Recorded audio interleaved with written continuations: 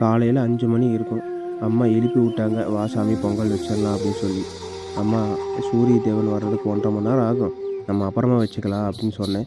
"நல்ல நேரம் வேறு போயிடும் சாமி, சீக்கிரமாக வா" அப்படின்னாங்க. சரின்னு சொல்லி வெளியில் வந்து பார்த்தோம்னா, அடிக்கிற குளிருக்கு நம்ம அண்டார்டிகாவில் இருக்கோமா இல்லை நம்ம வீட்டில் தான் இருக்கோமா எனக்கே ஒரு டவுட் வந்துடுச்சு. சரின்னு சொல்லி குளிச்சுட்டு வந்ததுக்கப்புறம் பொங்கலும் பொங்கி வந்துடுச்சு. பொங்கல் பொங்கி வந்ததுக்கப்புறம் சாமி கும்பிட்றதுக்காக வெயிட் பண்ணிகிட்டு இருந்தோம். ஆனால் சூரிய தேவன் மட்டும் வந்த பாடே இல்லை. சரி, இதுக்கப்புறம் நல்ல நேரம் போயிடும் அப்படின்னு சொல்லி அம்மா சொன்னாங்க. "பரவாயில்ல சாமி, அப்படியே கும்பிட்டுரு, அதுக்கப்புறம் பூஜையெல்லாம் ஆரம்பிச்சிரு, அதுக்கப்புறமா பார்த்துக்கலாம்" அப்படின்னு சொன்னாங்க. சரி ஓகேன்னு சொல்லிட்டு நானும் பூஜை பண்ணுறதுக்கு எல்லாமே ரெடி ஆகிட்டேங்க. நான் ரெடி ஆனதுக்கப்புறம் அம்மாவும் சரி ஆரம்பிச்சிரு அப்படின்னாங்க. சரின்னு சொல்லி சூரிய தேவனுக்கு ஒரு கும்பிட போட்டு கிழக்க பார்த்து நின்று ஊதுபத்தி ஈதுபத்தி எல்லாம் பற்ற வச்சு தேங்காய் பாலெல்லாம் உடச்சி எல்லாம் ரெடி பண்ணிட்டேங்க.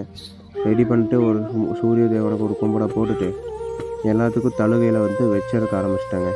அப்புறம் சாமியும் ஒரு வழியாக கும்பிட்டு முடிச்சாச்சு. ஆனால் சூரிய தேவன் மட்டும் வர காணோம்.